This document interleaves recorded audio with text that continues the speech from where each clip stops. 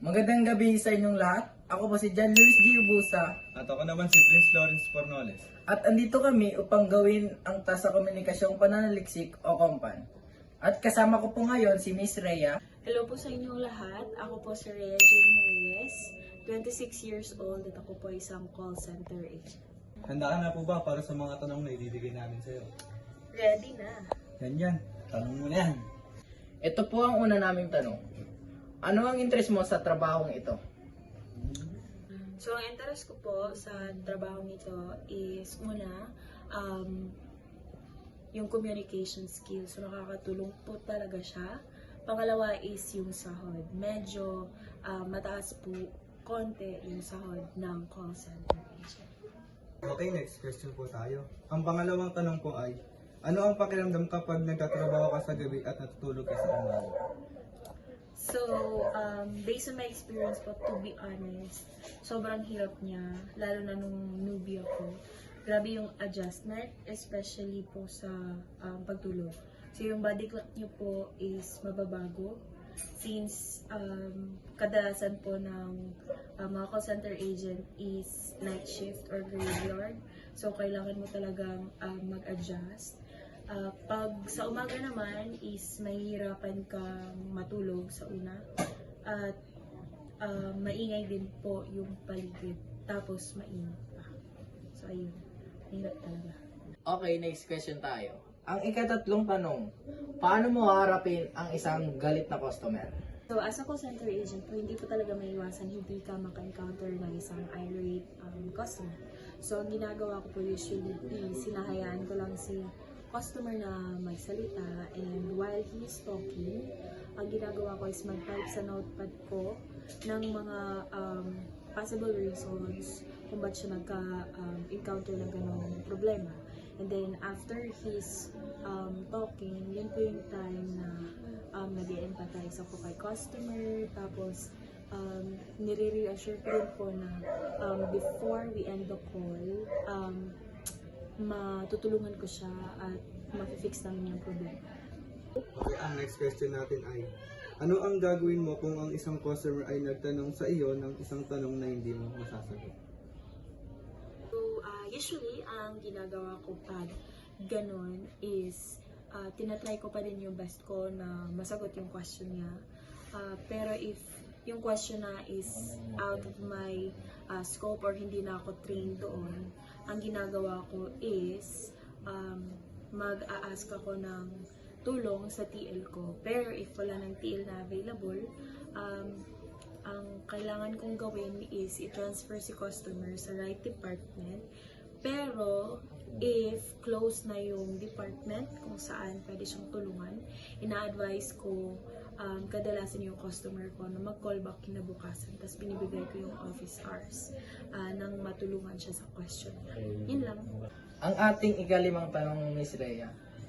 Sabihin mo sa akin ang tungkol sa pinakamahirap na desisyon o pinakamalaking hamon sa trabaho na mayroon ka sa nakalipas na 6 na buwan. Ang pinakamalaking desisyon na ginawa ko bilang isang call center agent is ang pag-resign sa previous company ko. Masaya naman doon. Close kami ng coach ko or TL ko, teammates ko, tsaka wavemates. Super close kami. Para din kami mga classmates na kagaya mo. And ang pinaka-reason ba't ako umalis doon is umabot ako sa point na pumapasok na ako sa office na umiiyak or hindi na ako excited. Maybe because of the pressure. Kasi sales department kami doon, so sobrang hirap niya. And siguro mas pinili ko din yung sarili ko or yung mental health ko. Yun lang. Ang pang-anim na tanong po natin ay, kontento ka ba sa iyong trabaho at sapat ba ang iyong sweldo para mabuhay? So, ang sagot ko sa question ni Fornoles is kontento na ako sa work ko.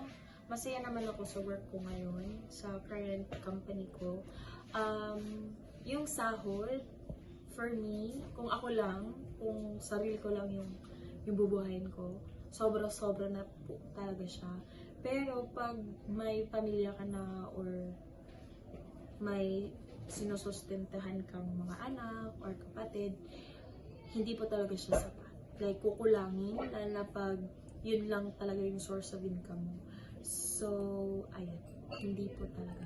Pero, ang maganda naman po sa call center is, habang tumatagal ka, tumataas din yung sahod mo.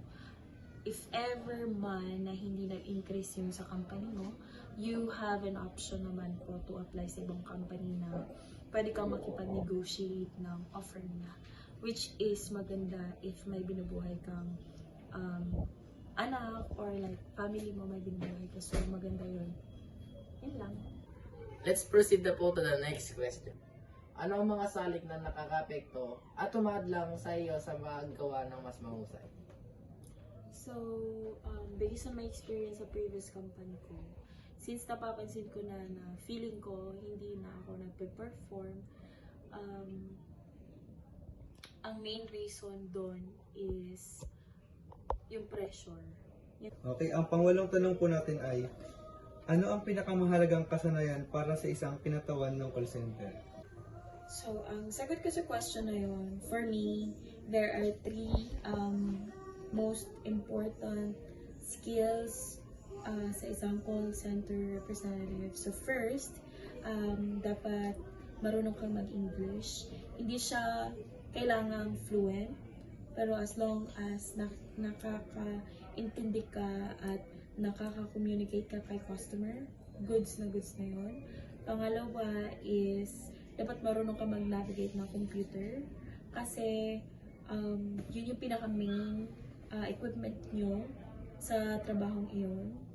Third, active listening skills. So, very important din yun kasi sa call center usually or kadalasan is voice account. So, pag doon ka napunta, headset lang yung susuotin mo at marinig mo yung customer. So, dapat marunong kang makinig and mag-multitask din. Kasi, pag hindi ka nakikinig attentively kay customer, after niya magsabi ng concern, hindi mo alam yung gagawin na next step. Nangyari na yun sa akin. So, blanco ako. Nagalit siya. Yun yung cause kung bakit magiging irate ng customer. May ibang customer din na sobrang baba ng or ikli ng pasensya. Pag tinatanong mo siya ulit ng question, magagalit siya kasi feeling niya hindi ka nakikinig. So, yun lang.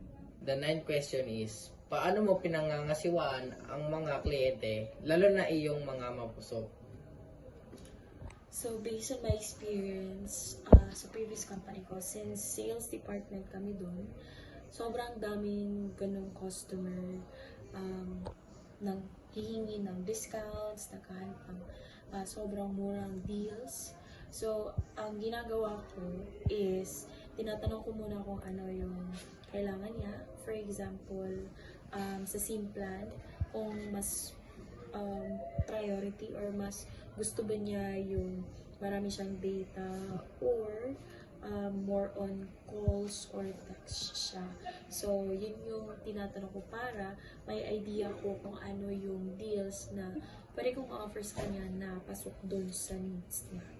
And once may nahanap na akong deals, hindi ko muna i-offer yung pinakamura. Doon muna ako dun sa regular deals na ino-offer namin. Pag na offer ko yun and nangingi siya ng discount, as long as may available discount code kami na pwedeng i-apply, then ibibigay ko yun. If not, pwede ko siyang sabihan na I can connect I can connect you to the right department and see what offers they have for you. Pero if ayaw naman niya magpa-transfer, then kailangan mo maging firm doon sa deals na meron kayo kasi hindi pwedeng basta-basta ka na lang na mag-apply ng discount. But it really depends sa LOB nyo or sa manager nyo. Kasi depende kasi yun sa rules ng company. Pero if pwede naman, then why not? Pero if yun lang talaga yung pwede mong ma-offer, then maging firm ka lang and sabihin mo, usually kasi pag sobrang baba ng offers, limited, available lang siya on a limited time. So, pwede mong sabihin yan kay customer na if hindi mo to kunin, maybe bukas wala na to. So, may chance na kukuha siya.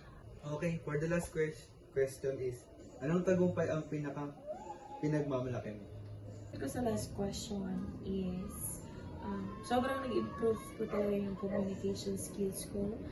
The way ako mag-pronounce ng words, sobrang layo niya dun sa Rhea na first time nag-apply bilang isang call center agent. Yan lang. Finally, tapos na po tayo sa ating interview. Maraming salamat po sa pagsagot sa aming mga katanungan, Miss Rhea. Again, ako si Prince Lawrence Cornales. At ako po si John Luis Giubusa.